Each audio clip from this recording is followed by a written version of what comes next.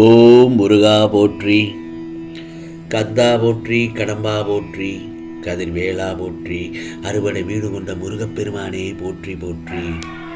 என் செல்ல பிள்ளையே, நாளை உன் கையில் ஒன்று நிச்சயமாக கிடைக்கும். இந்த முருகப்பெருமான் சொல்வதை கேட்டு சந்தோஷமாக தூங்கு. என் செல்ல குழந்தையே, பணப்பிரச்சனையினாலும் மனப்பிரச்சனையினாலும் குழப்பங்களும் கண்ணீரும் கஷ்டமும் தொடர்ந்து மனதை அரித்து என் பிள்ளைகளை வாட்டி வதைக்கும் இந்த நேரத்தில் நான் சொல்வதை இந்த முருகப்பெருமான் ஒரு சில காலகட்டங்களில் பிரச்சனைகளை எதிர்கொள்ள முடியாத சூழ்நிலை வரும்போது மனம் தளர்ந்து விடக்கூடாது. பணப்பிரச்சனை, கடன் பிரச்சனை என்பது வாழ்க்கையில் ரொம்பவே கஷ்டமானதுதான். கடன் பிரச்சனை என்பது வாழ்க்கையில் ரொம்பவே கஷ்டமானதுதான். அதிலிருந்து மீண்டு வர அதிக நாளாகும். நம்பிக்கையுடன் இந்த முருகப்பெருமான் சொல்வதை செய்தால் பணம், கடன் பிரச்சனைகளிலிருந்து மீள்வதற்கு நல்ல வாய்ப்புகள் கிடைக்கும். பாரங்களை சுமந்து சுமந்து மனதை தளர விட்டு விட்டால் அதிலிருந்து மீள முடியாது. பாதையை, இலக்கை அடையும் போது, மேடு பள்ளத்தை தாண்டி வரும்போது உண்டாகும் பிரச்சனைகளே அதிகமாக இருக்கும். நாம் தானே அதை சரி செய்ய வேண்டும். அதற்கு அந்த தடைகளை எல்லாம் தகர்த்து வர வேண்டும் என்றால் என்னவெல்லாம் செய்யலாம் என்று யோசித்து கவனமாக செயல்படு. நீ சிந்திக்க சிந்திக்கத்தான் தெளிவு பிறக்கும். கலங்காதே என் செல்லமே. எதை எப்படி சரி செய்வது என்று முதலில் அமைதியாக உட்கார்ந்து யோசனை செய். எடுத்து வைத்த அடியை மேல் நோக்கி அடித்து வைத்து சென்றே கொண்டே இரு. பின்பார் உனக்கே ஆச்சரியப்படும் வகையில் வெற்றி பாதை கிடைத்துவிடும். வெற்றியின் ரகசியத்தையும் அந்த அனுபவத்தால் கற்றுக்கொள்வாய். நீ வாழ்க்கையில் அனுபவப்படும் போது அவமானங்களையும் பல பேச்சுக்களையும் கெட்ட மனிதர்களையும் கடந்துதான் செல்கிறாய். கடந்து போகத்தான் பாதையின் வளர்ச்சியை மேல் நோக்கி செல்லும்.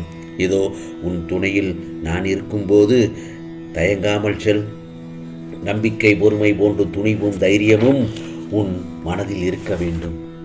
இந்த முருகப்பெருமான் சொல்வதை கேட்டால் பணப்பிரச்சனை மட்டுமல்ல, எந்த பிரச்சனையும் இது தீர்த்து வைத்துவிடும். உன்னுடைய வறுமை போய் உன் குடும்பத்துடன் மன நிம்மதியாக சந்தோஷமாக இருப்பாய். நான் சொல்வதை மனதார கேள் என் செல்லமே. உனக்கானது சிறப்பாகத்தான் இருக்கும். இதேபோல்தான் கடந்து போன காலத்தினை பற்றி கவலையே படாதே. உனக்குள் பல திறமைகள் இருக்கிறது. ஆனால் அது தெரியாமல் உன்னை ஒதுக்குகிறார்கள். இந்த உலகத்தில் எவரும் எதையும் தெரிந்து கொண்டு வரவில்லை. அவர்களுடைய திறமை ஒன்றுதான் அவர்களையே மாற்றுகிறது. தோற்றுப்போ, தவறில்லை. தோற்றுப்போன கவலையில் மிக வேகமாக ஓடி வருவாய். ஜெயிக்க நினைத்தவனுக்கு முன்பாக ஒன்றை மட்டும் புரிந்து கொள். எத்தனை தடவை நீ தோற்றாலும் வீழ்ந்து விட மாட்டாய். அதை நீ முதலில் உணர்ந்து கொள். ஏனென்றால் நீ சாதிக்கப் போகிறாய். அதற்கான காலம் வந்துவிட்டது. எப்படி என்று கேட்கிறாயா? என் மீது நீ வைத்திருக்கும் பக்தியிலும் நம்பிக்கையிலும் மனம் மகிழ்ந்து நான் இந்த நல்ல நாளில் அதிர்ஷ்டலட்சுமியை உன் வீட்டிற்கு இந்த முருகப்பெருமான் நான் அனுப்பி வைத்துள்ளேன். உனக்கு இதோ லட்சுமி கடாட்சம் வந்துவிட்டது என் செல்லமே. இனி வரும் நாள் அனைத்தும் உனக்கு சிறப்பாகவே இருக்கும். நிச்சயமாக நீ வேண்டியது எல்லாம் கிடைக்கும்.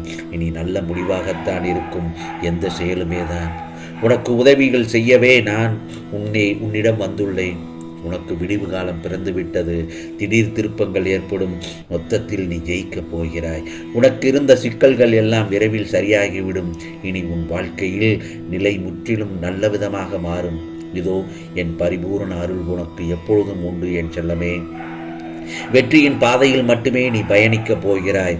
ஆம், உனது ஆசைகள் நிறைவேறும் என்று எப்பொழுதுமே நல்லதான நாளாகத்தான் இருக்கும் என்று உனக்கு இந்த பழனி முருகப்பெருமான் ஆசீர்வாதிக்கிறேன். நான் உன்னை வலுப்படுத்தவே தான் வந்துள்ளேன். இப்போது உள்ள மனநிலை கஷ்டங்களை பார்த்து கண்ணீர் வற்றும் வரை நீ அழுது கொண்டு தினமும் என்னிடம் பிரார்த்தனை செய்து கொண்டிருக்கிறாய். இதை அனைத்தும் நான் அறிவேன். இவை அனைத்தையும் நான் மாற்றி அமைப்பேன். நிச்சயமாக நீ என்மேல் கொண்ட பக்தியானது உலகை விட பெரியது. என் பிள்ளைக்கு வாழ்க்கையில் நல்ல விஷயங்கள் அடியெடுத்து வைக்கும் காலம் வந்துவிட்டது. நீ என்னுடைய அன்புக்கு பெயர் கொண்ட பிள்ளை. குதர்க்கமான எண்ணங்கள் வந்துவிட்டால் உடனடியாக அதை விட்டுவிடு. அதை பெரிதாக எடுக்க வேண்டாம். ஏனென்றால் மனமும் புத்தியும் நமக்கு பாதி நண்பன் பாதி எதிரி என்பதை மட்டும் நீ நன்றாக தெரிந்து கொள். நிறை குறை என்பது எல்லோரிடமும் உண்டு. அதை திருத்த முயற்சி செய். குறையுடன் இருக்கிறோமோ என்று மட்டும் நினைத்து வருத்தப்படாதே. தினம் தினம் ஒவ்வொரு பரீட்சையும் உன் மனமே கணக்கிடுகிறது. ஒவ்வொரு கட்டமும் ஒவ்வொரு படிப்பை தரும். அதுவே உன் வாழ்க்கையில் நிகழ்கிறது. மனதை பக்குவப்படுத்துகிறது.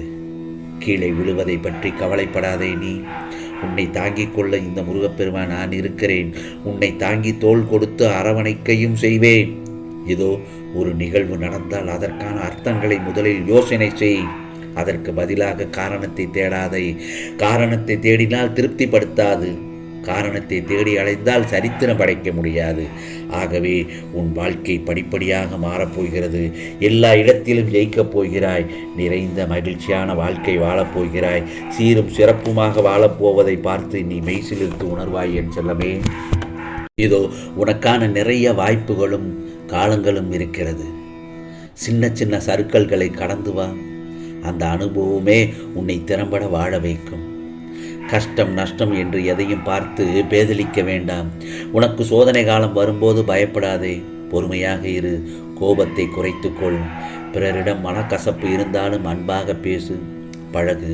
உன்னுடைய எண்ணங்களும் செயல்களும் அழகாக இருந்தால் யாரும் உன்னை வீழ்த்த முடியாது. நீ என் பிள்ளை என்பதால் அறிவுரை கூறுகிறேன். இதன்படி நடந்தால் உன் வாழ்க்கை சொர்க்கமாக மாறும், நட்சத்திரமாக ஜொலிக்கும்.